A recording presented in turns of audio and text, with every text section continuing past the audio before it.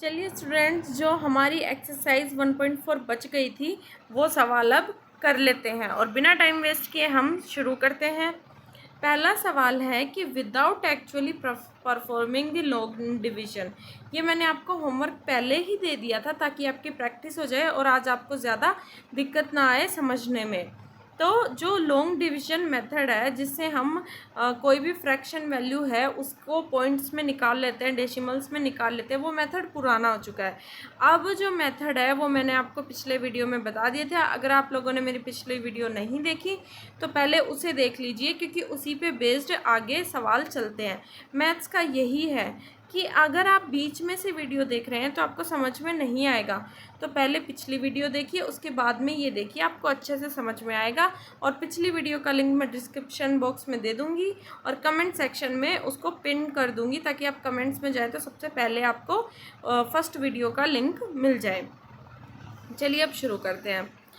अब ये बिना लॉन्ग मेथड डिवीजन किए बताना है कि कौन सा टर्मिनेटिंग है और कौन सा नॉन टर्मिनेटिंग है।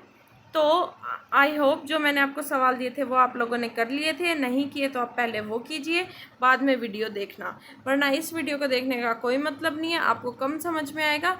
अगर आपको पूरा समझना है तो पहले वो जो सवाल मैंने पिछले वीडियो में दिए थे वो सारे कीजिए। अब देखिए 13/3125 है, सॉरी ये यहाँ पे 3 नहीं आएगा, ये गलती से हो गया। ठीक है, 13 डिवाइडेड बाय 125 है। अब हमें क्या करना है, हमें बताना है कि टर्मिनेटिंग है या नॉन टर्मिनेटिंग है। हमें सिर्फ टर्मिनेटिंग नॉन टर्मिनेटिंग बताना है, हमें आंसर नहीं निकालना। तो 13/125 है, तो जो नीचे वाली वैल्यू है उसको प्राइम फैक्टराइजेशन कर देंगे, यानी उसका एलसीएम ले लेंगे। 125 का एलसीएम लेंगे तो बनेगा 5 की पावर 3। अब 5 की पावर 3 इसका बन गया, तो ये क्या बन गया, फॉर्म ऑफ 5 की पावर m। जो q है वो 5 की पावर m बन चुका है, तो मतलब ये जो टर्म है ये क्या है, ये क्या है, टर्मिनेटिंग है। क्यों है, क्योंकि 5 की पावर m तो बन गया और 2m और 2n और 5m में होना चाहिए q, तो 2 की पावर 3 से हम ऊपर नीचे मल्टीप्लाई कर देंगे। ऊपर कुछ वैल्यू बनेगी और नीचे बनेगा 10 की पावर 3। तो ऊपर जो वैल्यू बनेगी उसमें फिर 3 पॉइंट्स के बाद लेफ्ट हैंड साइड से 3 पॉइंट्स के इस साइड से राइट हैंड साइड से 3 पॉइंट्स के बाद हम डेसिमल लगा देंगे। ये मैंने पिछले वीडियो में बता दिया था। तो इसमें सिर्फ आपको ये देखना है कि जो डिनोमिनेटर है हमारा q है वो 2 और 5 की फॉर्म में है या नहीं है। अगर है तो वो टर्मिनेटिंग सीरीज़ है और अगर नहीं है तो वो नॉन टर्मिनेटिंग सीरीज़ है। हमें आंसर नहीं निकालना क्योंकि हमसे नहीं पूछा। चलिए देखते हैं नेक्स्ट क्वेश्चन। 17/8। अब जो 8 है वो 2 की पावर 3 में लिखा जा सकता है, तो यानी कि ये 2 की पावर m में बन गया और ये एक टर्मिनेटिंग सीरीज़ हो गई। चलिए नेक्स्ट सवाल देखते हैं। 64/455। 64 को भी आप उसमें ब्रेक कर सकते हैं 2 की पावर्स में, ताकि मान लीजिए अगर नीचे 2 की पावर होती तो वो कट जाती और सवाल करने में आसानी होती, लेकिन यहाँ पे ऐसा कुछ नहीं है। तो देखिए 64 अपॉन में है, जो 455 के फैक्टर्स हुए एलसीएम लिया तो बने 5 × 7 × 13। अब ये देखिए कि जो q है उसमें 2 और 5 की पावर्स के अलावा भी फैक्टर्स बन गए, यानी ये 7 और 13। 5 है मैंने माना, लेकिन 7 और 13 भी है जो 2 और 5 से अलग फैक्टर्स हैं। तो q की जो q है वो उसमें 2 और 5 के अलावा कोई फैक्टर्स नहीं होने चाहिए, तो इसमें है, इसलिए ये सीरीज़ क्या हो जाएगी, नॉन टर्मिनेटिंग हो जाएगी। मतलब आप 64 का डिवाइड 455 में देंगे तो ये डिवाइड चलता जाएगा और कभी ख़त्म नहीं होगा। नॉन टर्मिनेटिंग रिपीटिंग सीरीज़ है। अब ये कुछ सवाल हैं जो मैंने पिछले वीडियो में आपको आंसर निकालने को दिए थे कि भाई आपको इनका डेसिमल निकालना है विदाउट लॉन्ग डिवीजन। अब आपको यहाँ पे सिर्फ इनका टर्मिनेटिंग और नॉन टर्मिनेटिंग निकालना है, और वो भी विदाउट लॉन्ग डिवीजन मेथड। इस मेथड से कि जो एलसीएम जो q है उसके अंदर 2 और 5 की फॉर्म बन रही है तो वो टर्मिनेटिंग है, नहीं बन रही तो वो नॉन टर्मिनेटिंग सीरीज़ है। ठीक है, ये आप खुद कर लीजिएगा। अब देखते हैं नेक्स्ट सवाल। Write down the decimal expansion of those rational number in above questions. जो ऊपर मैंने क्वेश्चंस करा दिए, अब इस क्वेश्चन में उनकी डेसिमल एक्सपेंशन लिखनी है, यानी कि उन जो सवाल मैंने करा दिया उनका आप किसी भी मेथड से डेसिमल फॉर्म निकाल सकते हैं। या तो आप डिवाइड करके निकाल सकते हैं, या फिर आप जो डिनोमिनेटर है उसको 2 की पावर और 5 की पावर में करके निकाल सकते हैं। लेकिन सवाल ये भी है कि जो ऊपर सवाल दिया था, ये सवाल, इसके अंदर जो टर्मिनेटिंग सीरीज़ है, यानी कि पहले तो आपको ये देखना होगा, ये तो इस क्वेश्चन का है टास्क कि आपको इनमें से टर्मिनेटिंग और नॉन टर्मिनेटिंग सीरीज़ निकालनी है। फिर आपने पता कर लिया कि टर्मिनेटिंग और नॉन टर्मिनेटिंग कौन सी है, तो उसके बाद आपको इस सवाल के अंदर जो टर्मिनेटिंग सीरीज़ थी पिछले में, उसकी डेसिमल वैल्यूज़ निकालनी है। अब देखिए 17/8 था हमारा, तो उसको या तो आप इस तरीके से डिवाइड करके निकाल सकते हैं, क्योंकि इसमें मेंशन नहीं किया कि आपको लॉन्ग डिवीजन मेथड यूज़ नहीं करना। लेकिन मेरी मानिए तो आप लॉन्ग डिवीजन मेथड यूज़ मत कीजिएगा, थोड़ा लेंथी पड़ता है। आप डिनोमिनेटर को मल्टीप्लाई करने वाला या डिनोमिनेटर को फैक्टराइजेशन करने वाले मेथड से कीजिएगा। तो ये जो हमारी वैल्यू आ गई, ये आ गई 2.125, क्योंकि ये जो हमारी सीरीज़ थी हमने पिछले क्वेश्चन में देखा था कि ये टर्मिनेटिंग सीरीज़ थी। अब देखते हैं next question. In each case decide whether they are rational और नॉट। If they are rational and of the form p/q, can you say about the prime factors of q।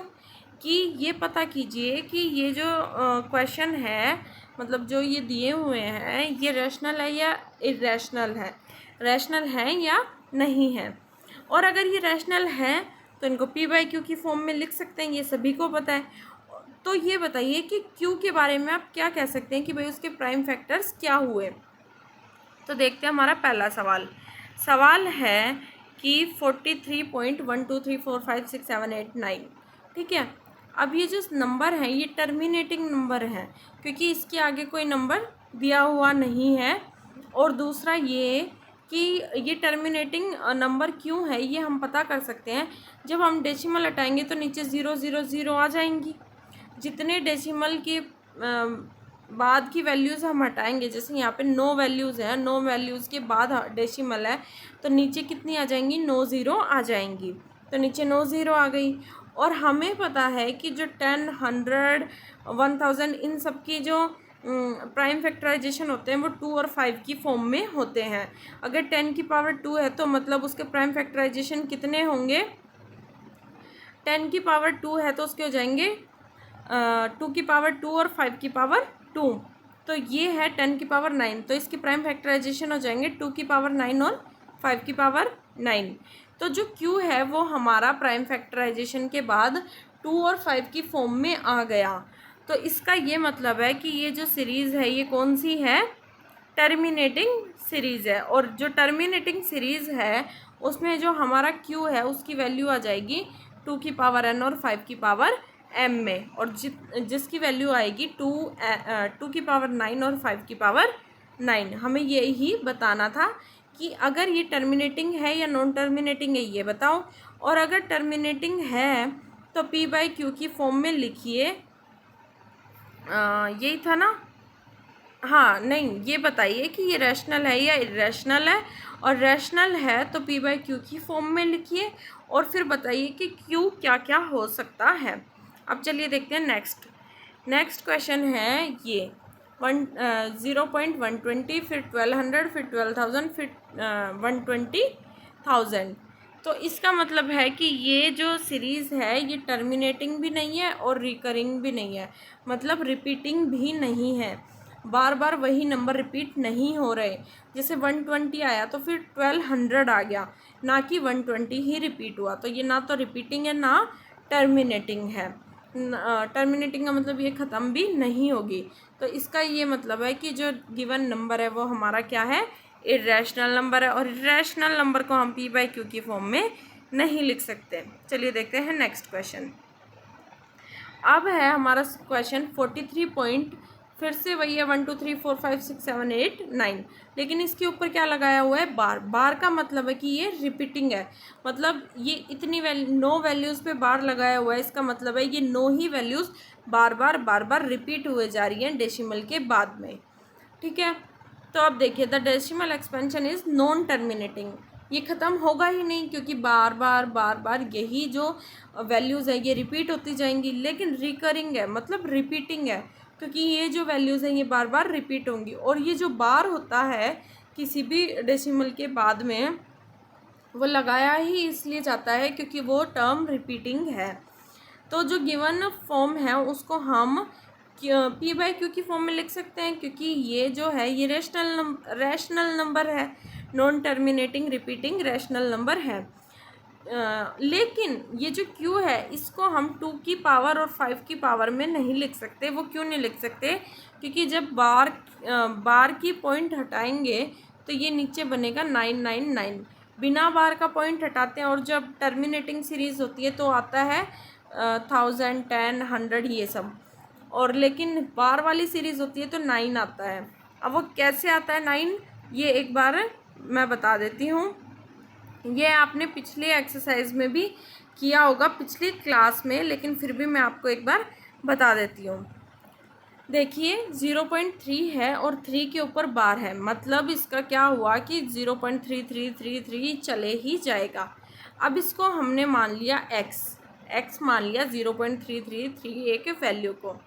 अब हमने दोनों तरफ 10 से मल्टीप्लाई करा दिया। क्या करा दिया, दोनों तरफ 10 से मल्टीप्लाई, तो ये यहाँ बन गया 10x और ये बन गया 10 इंटू 0.3333, तो ये बन गया 10x। और 10 को जब 0.33 से मल्टीप्लाई कराएंगे तो एक जो ज़ीरो है उससे एक डेसिमल हट जाएगा, तो एक डेसिमल हटेगा तो डेसिमल 3 के बाद में आ जाएगा, एक वैल्यू बाद में डेसिमल आ जाएगा, क्योंकि हमने 10 से मल्टीप्लाई करा दिया। अब 10 से मल्टीप्लाई करा दिया तो ये बन गया, ये जो वैल्यू बन गई वो बन गई 3.333, और इसको हम लिख सकते हैं, इसको ऐसे भी लिख सकते हैं कि 3 प्लस 0.333, क्योंकि जब उसको प्लस कर देंगे तो वापस यही वैल्यू आ जाएगी, तो हमने उसको लिख दिया 3 प्लस 0.333। अब 0.33 को हमने मान लिया था x, तो 3 प्लस x हो गया, x इधर जाएगा तो ये माइनस हो जाएगा और क्या बन जाएगा 9x, और x की जो वैल्यू आ जाएगी वो हमारी आ जाएगी 3/9, क्योंकि ये 9 इधर आ जाएगा। तो एक बार बार था तो नीचे एक बार 9 आया, जितनी बार बार होता है उतनी बार नीचे 9 आ जाता है। ये आपने पिछले क्लास में पढ़ लिया था, लेकिन आई होप दिमाग से निकल गया होगा या ध्यान नहीं होगा, इसलिए मैंने आपको ये भी बता दिया।